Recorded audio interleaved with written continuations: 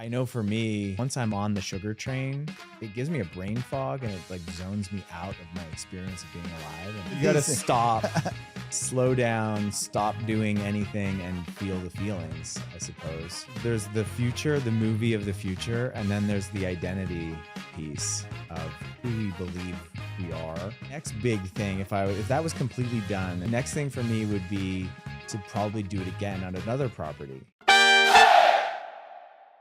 Sweaty goals. Sweaty goals. We're back. We're back. April 10th. April 10th. We are here. It's your birthday. Happy birthday. Thank you. Thank you. Birthday edition. 51. Yeah, you're rocking it. You're in your prime. I do feel like I'm in my prime. You've got the wisdom and, you know, the energy. Yeah. Yeah. For most days I have the energy. Yeah. Yeah. You know, it's weird. When I was 49, man, I was so excited to turn 50, you know, and I'm going to do this, I'm going to do that. And I lost steam in rolling into 50. Yeah. I poured so much energy at 49. I was like tired at 50. Now you're getting a second wind, you think, at 51? Yeah. I think I'm being more caring to myself, not trying to overdo it, just more allowing, less like pushing things. Yeah. So I'm definitely happier with my existence starting 51 than I was 50. I think I was overly trying to prove something for no apparent reason. Well, I mean, they're big milestones, these decade years, you know, 40, 30, 40, 50, 60. Yeah. Yeah. So give us some wisdom. Us youngins that have yet to. I don't know if I don't know have any wisdom. It's weird. I don't know about you, but did you feel smarter at 20? In some ways, yes. Yeah. Because I didn't know what I didn't know. I was just like headstrong and just jumped into what I was working on. Yeah. I was like, I can do whatever I want. Here I go. And I hadn't been like beat up by life, or hadn't had big failures yet. I think for me, AI right now has got me over the top excited. Primarily, its ability to help navigate the chaos that I have in my own mind and organize my thoughts and reflect back to me some of the things I'm feeding it. Yeah. That it's taking my ability to think on a different level. And, you know, that goes with other practices I'm doing in my breathwork practices and meditation practices, that I feel like I'm definitely leveling up. The more time I spend with my practices, the more I center myself and able to calm this scattered mind that I had. Yeah. Yeah. Do you feel that you're more aware of yourself now at 51? Yeah. Yeah. But and I'm the hangups that I've been having.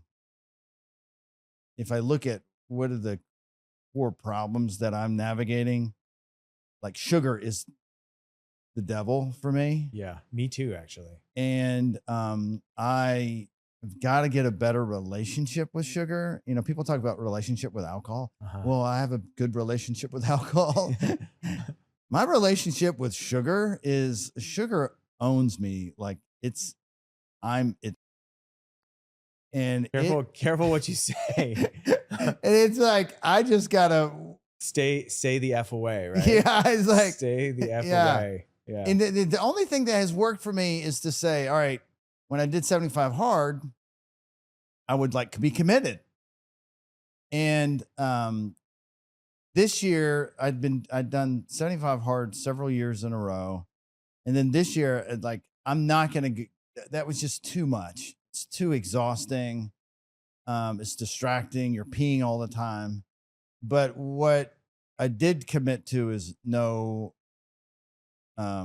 sugar, is the diet. I did do that. Yeah. And I maintain a a good healthy exercise routine. And I'm in this new phase where my exercise routine doesn't have to be an hour workout. 30 minutes is good, you know. And I mix it up all the time, so I'm not doing the same thing. But You work out every day, or what's your flow? usually, Yeah. I usually try to. Yeah, you look like you do. You're But strong for the 51. but the sugar thing. So anyway, middle of March I stopped, and I gave myself this pass, like to be Uh-huh. a dimwit. And it's a lot like people do when they go on drinking binges, right? Yeah, Or you just like munching. yeah, and it's and the next day it's just you can feel residual of it. Um, yeah, you find yourself like I find myself the other day I found myself like, oh, I'm gonna go to Jenny's by myself. Like a loser. And I'm just Wait, like, what's Jenny's? It's like ice Jenny's cream. ice cream. Yeah. It's definitely Like a loser. Yeah. Eating ice cream. But I do enjoy it. And I know I should be giving myself this permission. I mean, you have to give yourself some pass, I think. Or maybe not. Like, I think it's for everybody to decide what their right relationship is with anything. I know for me, same thing. Like, once I'm on the sugar train, if I eat it for a couple days in a row, then I start craving it. And if I give into those cravings, then I'm eating it every day. And then it becomes this, it gives me a brain fog, and it like zones me out of my experience of being alive. And not to mention it's terrible for my health. And so I need to like pretty much stay away from it. But I will sometimes like get a pack of M&Ms, eat them. But then I know I'm like, this is it. I can't do this again today or tomorrow or the next day. And I've been pretty good with that lately. And actually what's working for me right now is I said to myself like a month ago, I just eat meat and vegetables. Yeah. That's the staple of my diet. And I've been trying to do that, and it's changed my body quite a lot. Like I've really leaned out, and my muscle definition is, Oh yeah, you're built. I can see you're building. It's pretty dramatic. Like in 3 weeks, the way it's changed. And I'm eating a lot of meat, like a lot of bacon, a lot of That's stew. that's a good reminder for me. I attempted to do the carnivore thing for a bit, Me and I too. really liked it. And I forgot what the reason was. It was an irrelevant reason that I stopped. But now Irrelevant. it you just like I you forgot didn't go what to it the was. There grocery was store, and then there was rice in the cupboard. I don't remember something. what it was. I think maybe it was a trip, and we're gonna be eating all kind of crazy stuff. Right. That I couldn't commit to like only meat. When you try to commit to only meat, like It's going challenging. out to eat is not as easy. But if you have a ribeye sitting in the fridge ready to go, you're like, I'm good. Yeah. I haven't done the only meat thing, but I've done the mostly meat thing recently. Like just like salad and steak and bacon and vegetable and chicken stew. Yeah. Yeah. Feels good in my body. Like it feels really healthy. I don't notice my stomach hurting. And then even like a banana, if I eat a full banana, all that sugar and fructose, like I'll feel that. And I'll feel a little bit of a high from it. I think I'm sensitive to it, and I need to stay the F away from Did this you stuff. do you notice emotionally when you were craving the sugar? Definitely. Yeah. What kind of situations? It's like it's an escape.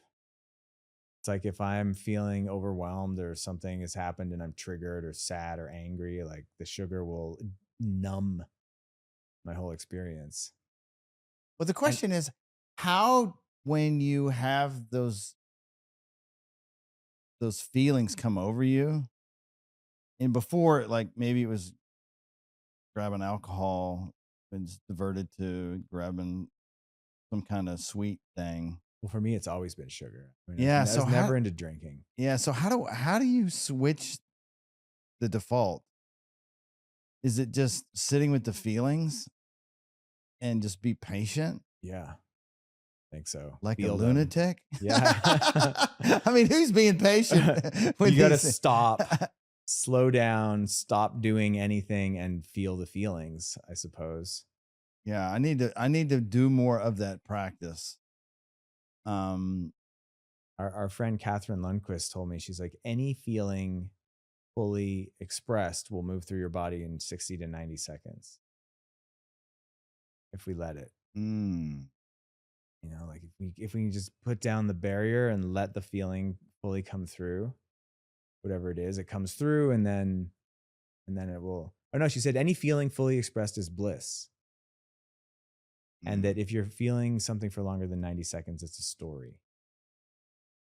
Like you're trapped in some story that you're creating. So, I mean, this is harder. This is easier to say than done. But yeah, I think it's like, okay, what am I feeling? I'm feeling sad. I'm feeling triggered. I'm feeling angry, upset. I'm feeling hopeless. I'm feeling worthless. Like, can I just let that feeling come through and not attach to the story, and then not grab the M&Ms? Yeah. Well, Tony Robbins has this 90-second rule where it's the same. It's the very Yeah. same thing where you feel it. And then after 90 seconds, of feeling it, it could be an indication of you procrastinating something you need to do. And it's your body's way is like, dude, you got a goal to hit. You got to make that call. You got to do that thing. You got to start cleaning up. And it could be very healthy. And if it's some wild story, you need to change your state, just move your body, dance, Yeah. Cold plunge is actually a really good one for jumping me. up and down. Yeah. Hands over the head. Yeah. Even just little Tony Robbins priming. Yeah, the like this thing. Even just thinking about like a positive future that I'm really excited about will change my state like almost instantly. Yeah. If it's like dreary, like this morning it was dark. I was driving here. I was at a gas station. Like, it's just like not a very inspiring environment. But then I noticed as I was, how they play those ads at the gas station, and I'm Yeah. just leave me alone. It's like 6 o'clock in the morning. I don't want to hear ads right now.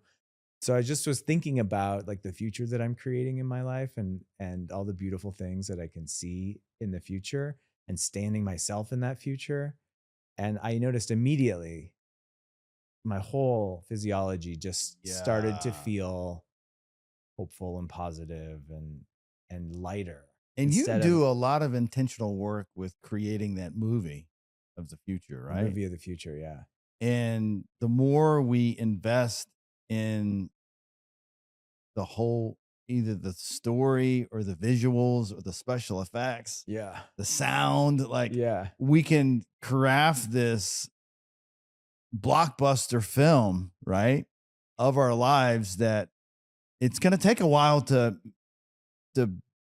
build. But like, if you were going to build a blockbuster movie, like, Yeah. what effort would you put before you even started filming? A lot. Yeah, So much. you would pick the characters, and you would want to have world-class actors in your film that you deeply connect with.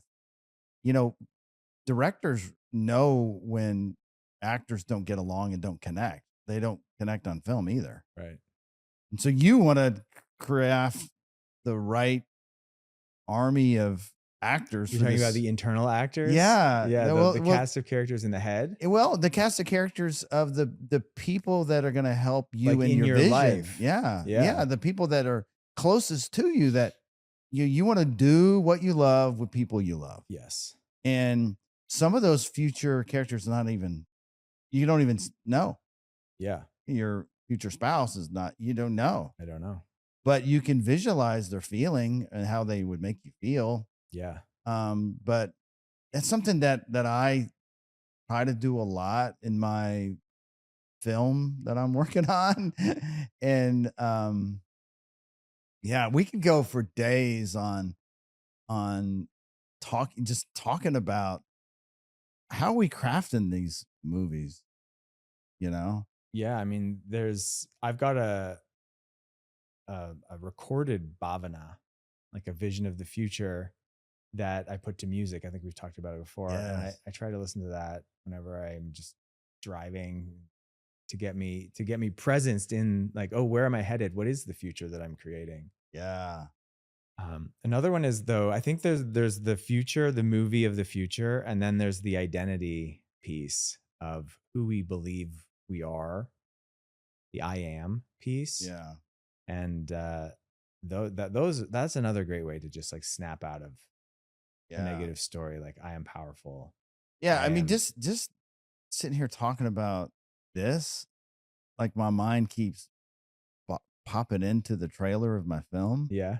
And it's like, yeah, this Sunday. This Sunday, It's like Robert Hartline yeah. is back. His newest creation. Oh gosh, that'd be so yeah. I have a friend who's a movie filmmaker. He does sound effects for big films in LA, and for a number of people in our community, he's created like an actual trailer, like movie grade. Wow. And you know what? We could have AI do that now, like probably at a Yeah, really high we level. need to play around with this. We should play around with it because it'd be really cool to be like Will Sachs in The Ranch, a new musical mecca. It'd be really cool to actually place our consciousness in the actual movie. Oh at a high gosh, fidelity. yes. Yes. Even if you got a bunch of people of your friends to join you and everyone star in your movie during some breath work with all our eyes closed and like microphone everybody after some breath work and like after like 40 minutes of breath, like you're kind of directing the film. It's like, this, I'm going to do this. And everybody's like, yes, anding you, Yeah. and just like building onto your like, well, and see the ranch is, we've added another building. It's 2 stories. And we thought about this plaque to come in when you're driving in. It says this thing, and yeah, giant art when you come in. yeah. Yeah. And there's a process to settle in. You just don't walk into the door. It's like you go through a 4-step process Go before through you the enter. airlock. Yeah. But like that would be fun. And then take the audio of all the little add-ons and then like cultivate that into a track. Yeah. That you could just totally embody. Yeah. Yeah. I mean, what's the ultimate, right? Is the ultimate would be maybe a VR experience where I'm standing at the top of the hill. The new house has been constructed. There's bands, or, like we're making cool music on the property. Yeah. My family is there with me. And really what we're doing is like using the love of us. You love yourself so much, you're crafting the future for your future self. In that energy of the act of creation is going to be so strong, it pulls you through all the troubles and tribulations that are you're going to have to navigate to get to the mountaintop and stand there and look at your property in the future reality. Like for you to stand there and like mentally know exactly what buildings are there, what they look like, and how you feel when you're there. Yeah. And then that moment when you feel that you are there, and this is what's magic about you go through the second cycle of the next creation. Right. And it's like, okay, now I'm here. Okay, now I'm done. Well, there's something really interesting about that I've noticed is if you make the vision bigger. So V1 is like create this musical ranch here in Tennessee. Yeah. So then the next big thing, if that was completely done and I was standing there and I took 6 months off, I mean, it'll never be done, but the vision on this property is done. The next thing for me would be to probably do it again on another property, create another self-sustaining musical property that exists to promote self-expression and people finding their soul, like excavating their soul's calling. And so then the next thing would be standing on like at the next property. And then what? It's pretty magical to expand the consciousness that way. Cause if I set the goal of building 5 of these properties, I would have to do different things today than if I was building one. Yeah. Yeah. I had lots of vibes come out when you were saying that. Almost like this creative factory, Yeah. like where like ideas are born and, you know, Yeah, well, I think that's part of my soul's calling is creating spaces where people feel comfortable and inspired and encouraged to step into what their soul is telling them to yeah. step into. Like I always get into conversations with people about that. My podcast that I used to do, we always would end up talking about that. It just feels like something that organically is kind of part of my deal for whatever reason. Yeah. And so creating an actual physical space where that is the intention of that space feels like part of my soul's calling in this lifetime. And for me, a huge part of that is music. But hopefully it's not going to be like a fighting uphill the whole Right. time, because if I am aligning with some part of my essence, my hope is that there will be that people will sense that, and I will be in the flow of life and Well, I things will think happen. universe, wherever, is like, oh, get these creators here. I Yeah. want my idea to come. Here's a good place for it. Yeah. Make that happen. Yeah. Oh, dude. Thanks for joining. Yeah. Let's Thank do you, breakfast. Robert. Happy birthday, man. Love you. And I just feel really grateful for you and to have you in my life. Thank you, and Will. The gift that you are to this community and to this This city is and to this world. Yeah. Thank you.